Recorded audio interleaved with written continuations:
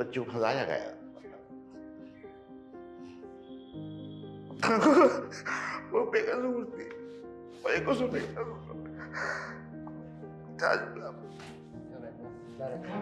14 फरवरी को फोन आया था उसका आपके पास? रात आया था 12 बजे रात।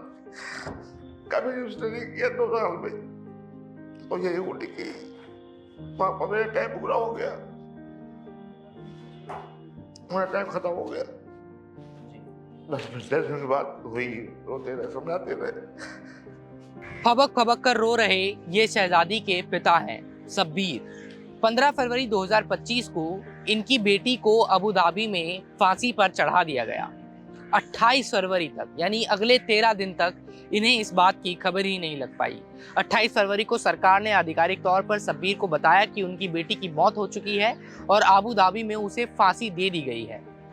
शब्बीर की आखिरी बात उनकी बेटी से 14 फरवरी को हुई, जब शहजादी ने उनसे फोन पर बात करते हुए उन्हें बताया कि ये मेरा शायद आपसे बात करने वाला आखिरी कॉल है। मेरे बच्चे को फंसाया गया।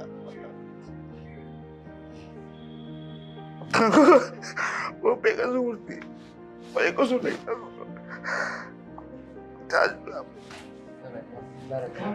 14 फरवरी को फोन आया था उसका आपके पास? रात आया था 12 बजे रात। कभी उसने नहीं किया 2 साल में। और यही उल्टी की पापा मेरा टाइम पूरा हो गया, मेरा टाइम खत्म हो गया। 10 मिनट बाद हुई, रोते रहे, समझाते रहे। बताइए उसके पन्नक फांसी हो गई, लेकिन हमको मालूम नहीं चला, कहीं से भी कुछ नहीं मालूम चला। ना गवर्नमेंट, मतलब वहाँ के एमएसी ने, न वहाँ के, मतलब किसी भी तरीके से।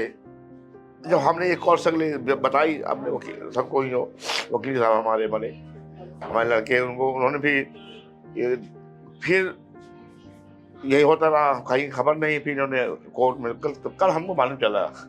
सरकार ने शहजादी के परिवार को लास्ट राइट्स तक पहुंचने के लिए हर जरूरी मदद करने का वादा किया, सहायता ऑफर की, लेकिन परिवार ने कहा कि कुछ घंटे पहले ये सहायता भला किस काम की। शहजादी के वकील एडवोकेट अली ने यह भी आरोप लगाया कि सरकार ने उन्हें कोई भी आर्थिक सहायता अबू धाबी पहुंचने के लिए ऑफर नहीं की।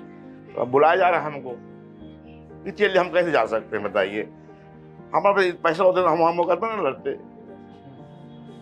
बस दोबारा फोन नहीं आता, क्या इंतजाम करके हमें भेज रही है, वहां बुला रही है। साल 2021 में शहजादी अपने चेहरे का इलाज करने के लिए अबू धाबी पहुंची, जिसके बाद एक घर में वो काम करने लगी। उसी घर के मालिक के 4 महीने की बच्चे की मौत के लिए शहजादी को गुनहगार ठहराया गया है। शहजादी के पिता शब्बीर और शहजादी के वकील एडवोकेट अली दोनों का ही ये कहना है कि वो बेकसूर थी, बेगुनाह थी और उसे जानबूझकर फंसाया गया। कि जो मुझे समझ में आती है, it is a plain extra judicial killing in guise of judicial setup. मैं ये कहना चाहता हूँ इस मामले में। हम इंडिया में जिस लॉ को हम फॉलो करते हैं, जो हमारी लॉ की प्रैक्टिस है इंडिया में, उसमें हम ये देखते हैं कि क्रिमिनल सिस्टम में, क्रिमिनल की प्रैक्टिस में अगर एक भी कोई चेन ऑफ एविडेंस अगर ब्रेक हो जाता है, एविडेंस की अगर एक भी कड़ी टूट जाती है या डाउट क्रिएट हो जाता है, तो कन्विक्शन नहीं होता है। यहाँ तो साहब टोटल पूरा केस ही आपका डाउटफुल है, पूरा केस डाउटफुल है। जब बच्चे की डेथ होती है, आपको मैं अगर आप कहिए तो मैं आपको नटशेल में बता दूं कि क्या क्या हुआ है, डेट ऑफ इवेंट्स या सिनॉप्सिस के तौर पर मैं आपको बता दूं। रिट पिटीशन में मैंने सिनॉप्सिस लिख रखा, आप चाहे वहाँ से भी ले सकते हैं। लेकिन सिनॉप्सिस ये है कि 2021 में ये जाती हैं यहाँ से, 21 में जाती हैं एंड में, 4, 5 या 6 महीने के बाद में जो नाजिया जिनके यहाँ ये काम करती थी, उनके यहाँ एक बच्चा पैदा होता है जिसकी ये केयर टेकिंग करती थी। 7 दिसंबर को उसको एक वैक्सीन लगती है और उसी दिन, जिस दिन वैक्सीन लगती है, उस दिन बच्चा बहुत रोता है और उसी दिन उसकी डेथ हो जाती है। नाजिया और फैज़ उस बच्चे को लेकर हॉस्पिटल जाते हैं। हॉस्पिटल जाने के बाद उन्होंने ऑफिशियली कंप्लेंट किया है हॉस्पिटल स्टाफ के अगेंस्ट में कि बच्चा कैसे मर गया। ठीक, हॉस्पिटल कहता है कि आप बच्चे की पोस्टमार्टम कराइए, एज अ रूल पोस्टमार्टम करा लीजिए इसकी।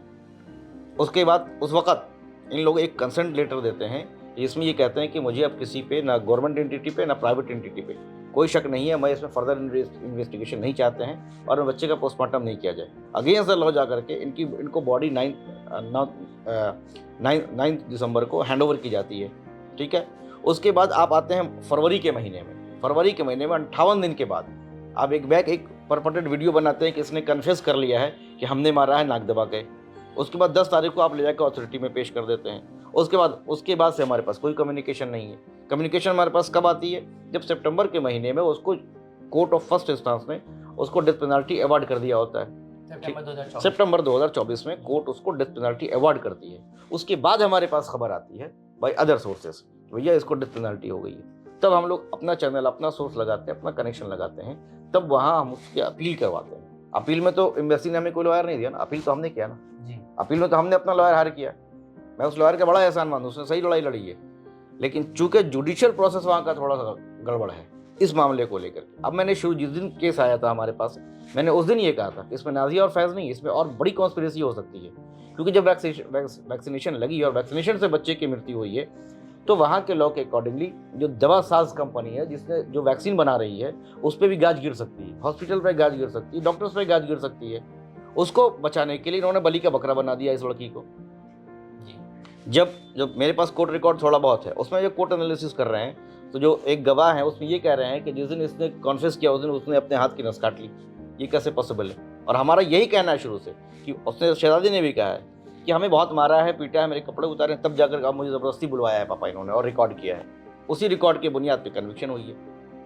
जब आप ट्रायल में तो हमने देख रहे ना उसको, ट्रायल में इन्वेस्टिगेशन ऑफिसर से पूछा जाता है कि आपके पास क्या सबूत है, उसने कहा मेरे पास ये वीडियो है, इसके अलावा कोई सबूत नहीं है। डॉक्टर से पूछा जाता है कि आप असर्टेन कर सकते हैं कॉज ऑफ डेथ को, बोला नहीं, कॉज ऑफ डेथ असर्टेन नहीं किया जा सकता है क्योंकि पोस्टमार्टम नहीं हुआ है। जिस बंदे ने एक्सटर्नल एग्जामिनेशन किया था डेड बॉडी का, उसने कहा कि बॉडी नीली थी, ब्लूइश कलर हो गई थी।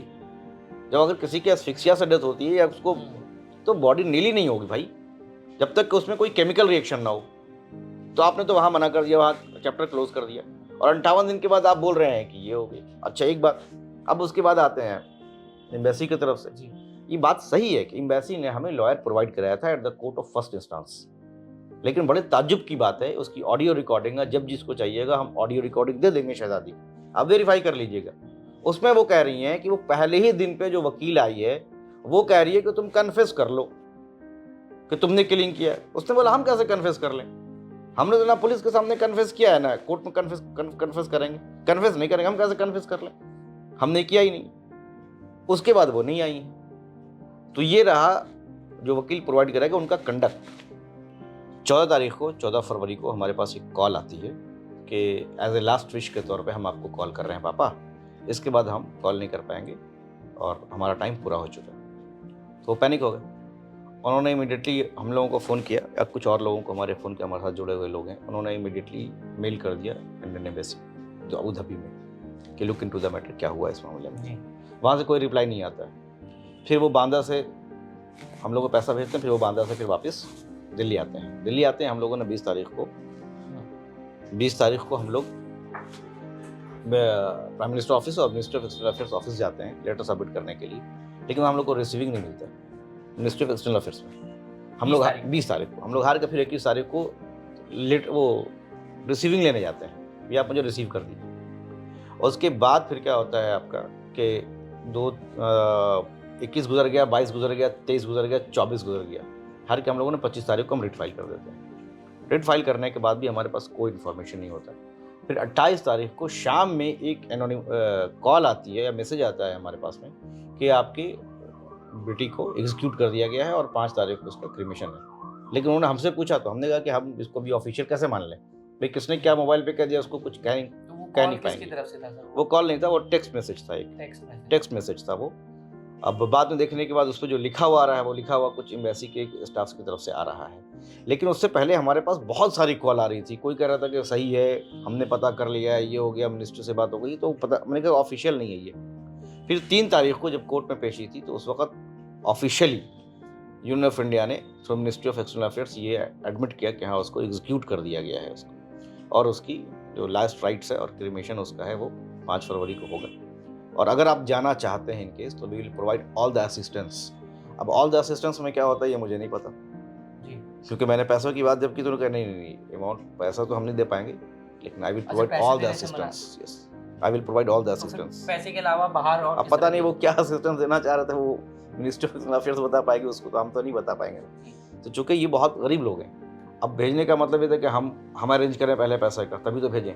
और हम गरीब लोग हैं, ये लोग हैं, कहाँ से इतनी जल्दी आप इतनी जल्दी टिकट का अरेंजमेंट करेंगे, तो वो पॉसिबिलिटी नहीं था। फिर हमने इनसे पूछा भी, चूँकि खुद बहुत सदमा के शिकार हैं, बहुत ज़्यादा बात नहीं कर पाते हैं ये लोग, तो हमने पूछा जाएंगे, तो बोले कोई बेटे जाने का कोई फ़ायदा तो है नहीं, कैसे जाएंगे बताओ। तो ये चीज़ थी। और विदिन आप 3 तारीख को बता रहे हैं 5 को क्रिमिशन है, तो एक दिन के अंदर में हम क्या ही कर पाएंगे। तो ये जो कहने वाली बात है, मिनिस्टर ऑफ एक्सटर्नल अफेयर्स जो कह रही है कि हमने बहुत कुछ किया, कुछ नहीं है। सर खबर ये भी निकल के आई कि एमईए ने ये भी बताया कि मर्सी पिटीशन एक फाइल की गई थी एमईए की तरफ से, और जो कोशिश हो सकती थी वो की गई थी, उस पर आपका क्या कहना है? ये बेहतर बता सकते हैं एमई, हम इसके बारे में कुछ टीका टिप्पणी नहीं करेंगे, लेकिन अगर किया होता इन्होंने तो हमें भी तो कुछ एक लेटर भेज दिया होता एमईए ने, और इसमें इंडियन एम्बेसी अबू धाबी ने कोई कम्युनिकेशन तो किया नहीं कभी। हमारी 28 फरवरी 2024 को हमारी अपील रिजेक्ट होती है और कन्विक्शन अपील्ड होता है। हमने 11 मार्च को इनको ईमेल किया है, तो आप लेटर लिख दिए होते।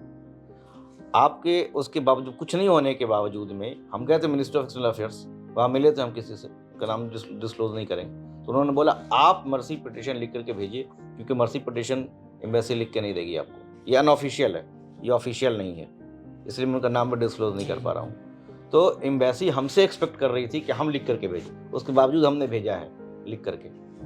एम्बेसी ने कुछ नहीं किया है, माफ़ कीजिएगा, एम्बेसी ने कोई बहुत बड़ा रोल वहाँ प्ले नहीं किया है। अच्छा, हमने अभी एप्लीकेशन हम फाइल कर रहे हैं, भैया हमें सारा डोजियर आप मुझे प्रोवाइड करा दीजिए, जितना भी डोजियर आपने, जितना मेरा केस डिटेल है, केस का जो डोजियर है मेरा, फ्रॉम पुलिस टू लेकर के अप टू द हमारी अपील जो डिसमिसल हुई है, उसका डोजियर तो होगा ना, आप मुझे कम से कम वो डोजियर प्रोवाइड करा दीजिए। उसमें आप अपना भी लगा दीजिए कि हाँ हमने मर्सी अपील की थी, हम मान लेंगे आपकी बात, हम कहाँ उसको कह रहे हैं। जी सर, 14 तारीख को आपने बताया कि वो एक लास्ट कॉल आई बात हुई, उसके बाद 15 तारीख को बताया जा रहा है कि एग्जीक्यूट कर दिया गया, और फिर अगले लगभग 12-15 दिन 13 दिन आप लोगों के पास किसी तरह का कोई कम्युनिकेशन नहीं था, ऑफिशियल कोई कम्युनिकेशन, ना ऑफिशियल ना नॉन ऑफिशियल। ये आपको लगता है कि जो को ये होना चाहिए था, क्योंकि आम जो जिस इंसान को कानून की समझ नहीं है या जो एडवोकेट नहीं है, उसको तो ये लगता है कि सरकार बताएगी, कि सरकार को बताना चाहिए कि अगर कोई देश का नागरिक बाहर किसी देश में उसके साथ ऐसा हुआ है। भाई वकील होने के बावजूद हम भी इसी भ्रम में थे, वकील होने के बावजूद हम भी इसी भ्रम में थे कि हमें सरकार बताएगी, वरना आज हमको 14 तारीख को हमें मालूम हो गया होता, हम 17 को पिटीशन फाइल कर चुके होते। हम भी तो इसी भ्रम में थे कि एग्जीक्यूशन हो गया है, तो कम से कम ऐसी फ़ोन आया है तो हम ये बात लिख देंगे, तो हमको एमई बता देगी या हमें इंडियन एम्बेसी हमें कम्युनिकेट करेगी। तो अगर कोई कम पढ़ा लिखा गरीब आदमी अगर ये तस्वुर कर रहा है तो उसकी क्या गलती है? हम तो वकील होने के बाद हम इस भ्रम में हैं कि एमई हमें बताएगी या मिनिस्ट्री एक्सटर्नल एम्बेसी हमें बताएगी। शहजादी की मौत का जिम्मेदार कौन है? क्या वाकई में शहजादी बेगुनाह थी और उसके बावजूद भी उसे फांसी दे दी गई? और अगर ऐसा है तो क्या वाकई में भारत सरकार की तरफ से शहजादी के परिवार को लेट सूचित किया जाना एक ऐसा घटनाक्रम है जिस पर बहुत सारे सवाल उठाए जाने चाहिए? कैमरा पर्सन मदन लाल के साथ मोजो स्टोरी के लिए दिल्ली से हर्षित शर्मा। उन्होंने गलत में लड़की को मारा है, मतलब जबरदस्ती मारा है भाई, कत्ल किया नहीं लड़की को। हाँ, वहाँ की बिल्कुल वहाँ की हुकूमत, वहाँ की अदालतों ने जो बैठे हुए हैं वो नमक हराम और चंगे को उन्होंने हराम की बताया, जो मैंने पहले बताया कि यहूदी नसारी की औलाद नहीं, ये हराम की, पैसा है उनके पास, ऊपर वाला फैसला करेगा मेरी लड़की की मौत जाए नहीं जाएगी। हाँ, ये आप लोगों को चैनल से ये करता हूँ कि जो पद में हैं इस समय उनको हटा के अच्छे जिम्मेदार, क्योंकि मेरी लड़की जैसे बगैर पते की मर गई, ऐसे तमाम लड़कियाँ बच जाए। सरकार को ये होश आ जाए कि हमें अच्छे लोगों को बैठाना चाहिए जिसमें ये हिंदुस्तानी लोगों को कोई नुकसान ना हो।